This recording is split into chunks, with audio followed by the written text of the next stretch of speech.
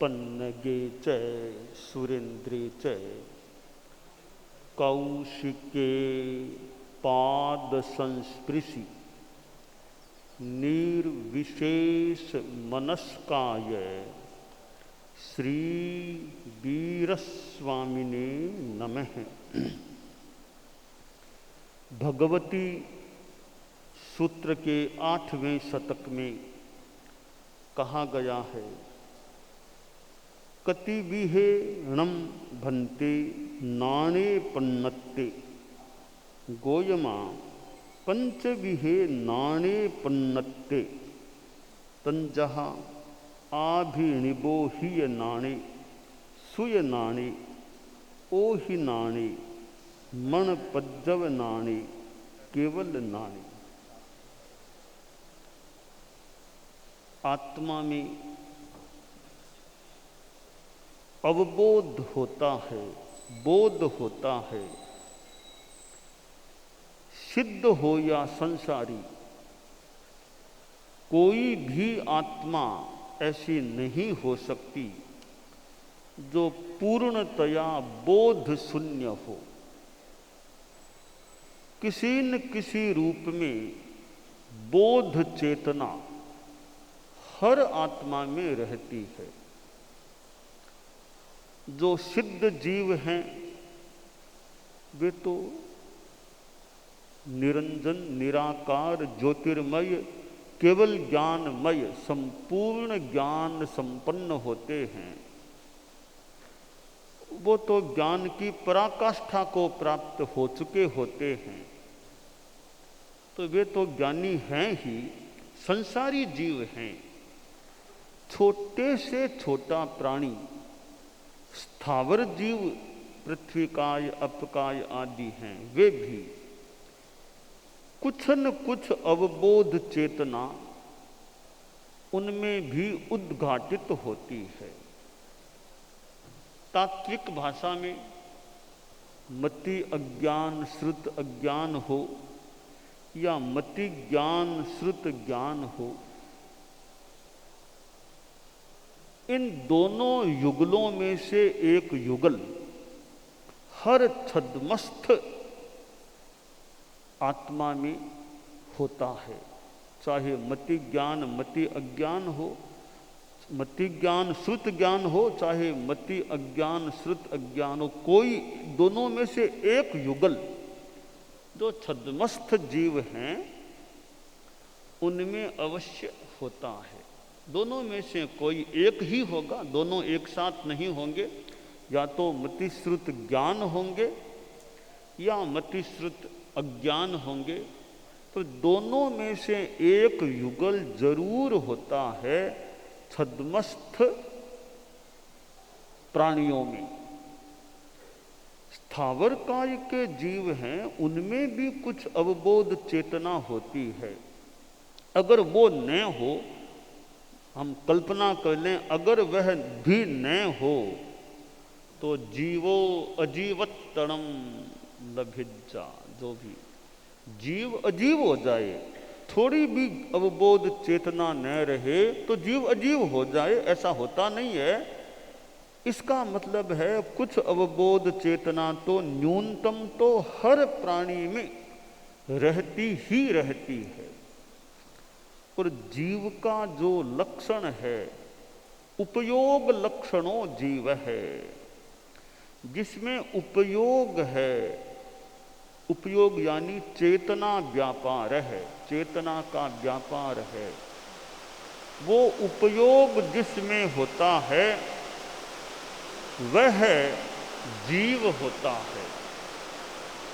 तो 25 बोल को याद रखने वाले स्मरण कर सकते हैं कि 9वां बोल उपयोग 12 है। 5 ज्ञान, 3 अज्ञान और 4 दर्शन।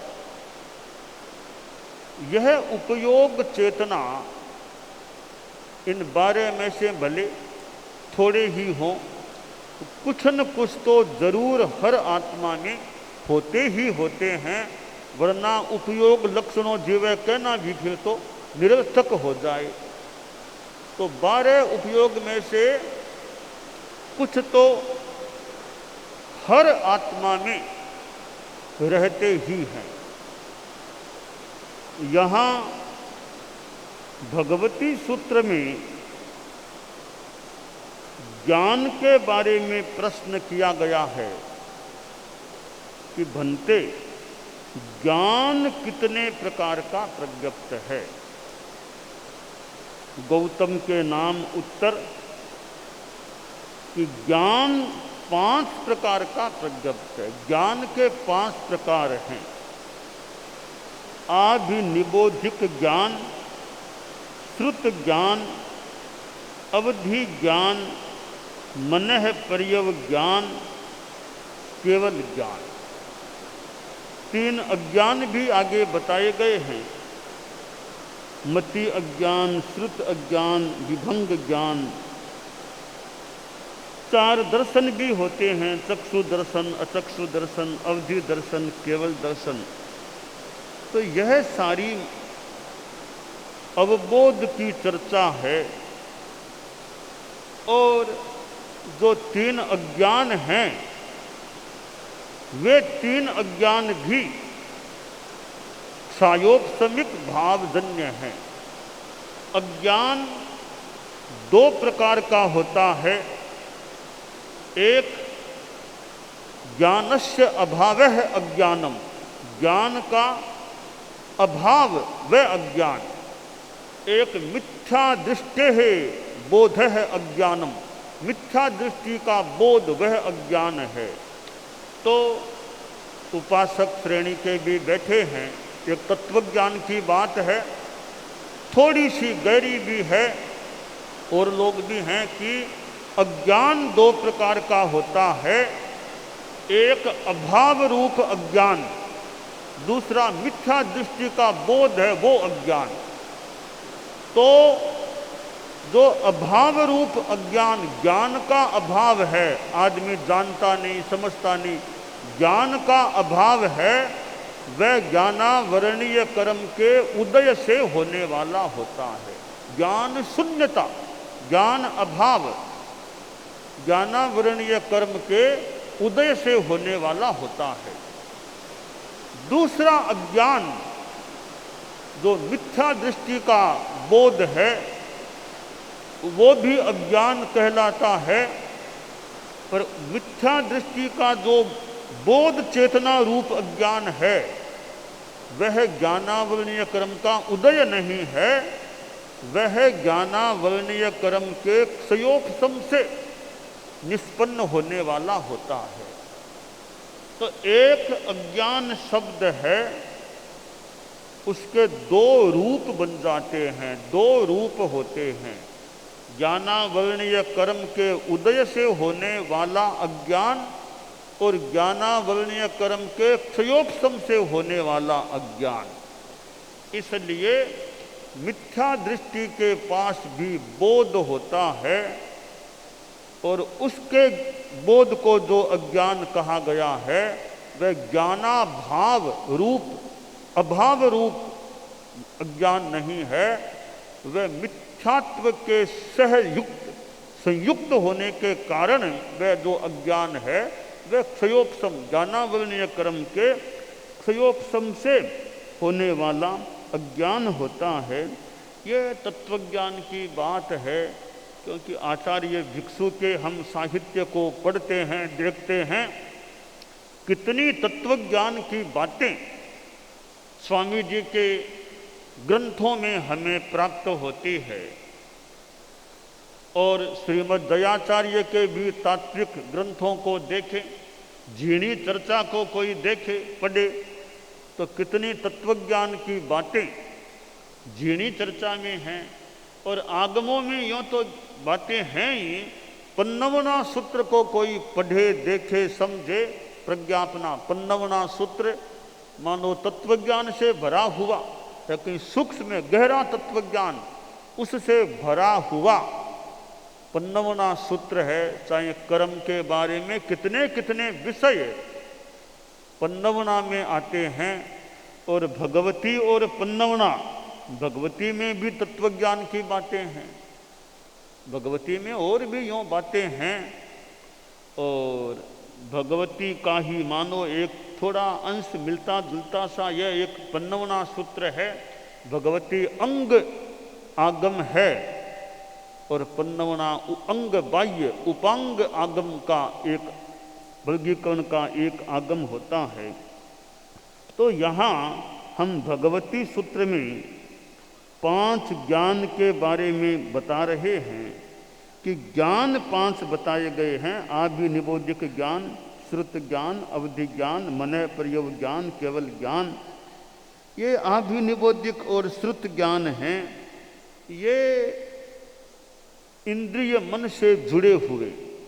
अगले 3 ज्ञान हैं वे इंद्रिय मन से यूँ जुड़े हुए नहीं, अतीन्द्रिय ज्ञान होते हैं। तो वे मानो प्रत्यक्ष ज्ञान होते हैं।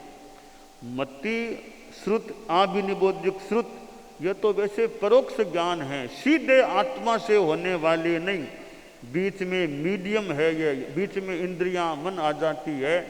शेष 3 ज्ञान प्रत्यक्ष आत्मा से होने वाले ज्ञान हैं। ये 5 ज्ञान हैं। अब जिसमें केवल ज्ञान हो गया, एक वह आदमी साधु है।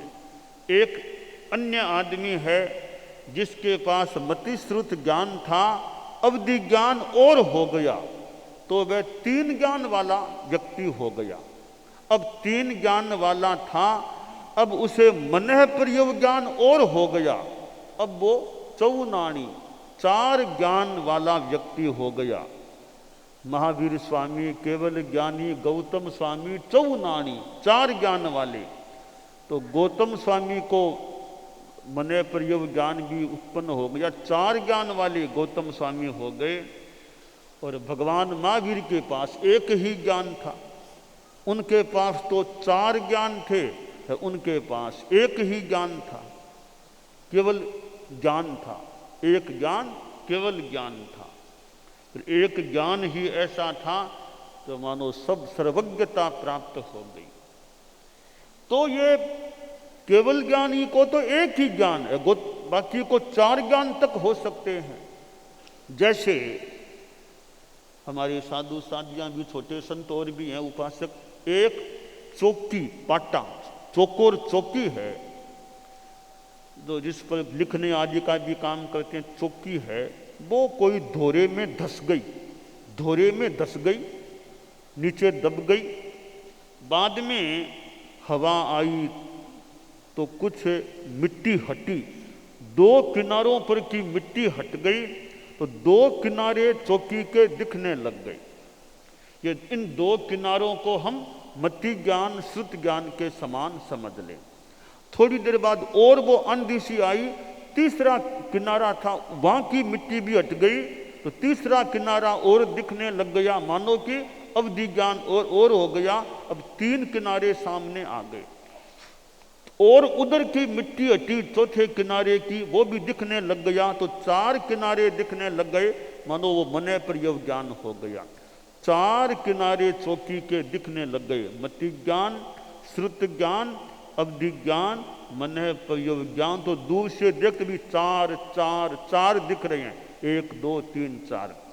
फिर ऐसी स्थिति बनी, सारी मिट्टी साफ हो गई चौकी की, अब 4 किनारे नहीं, अब एक चौकी दिख रही है, केवल एक चौकी दिख रही, वो केवल ज्ञान हो गया।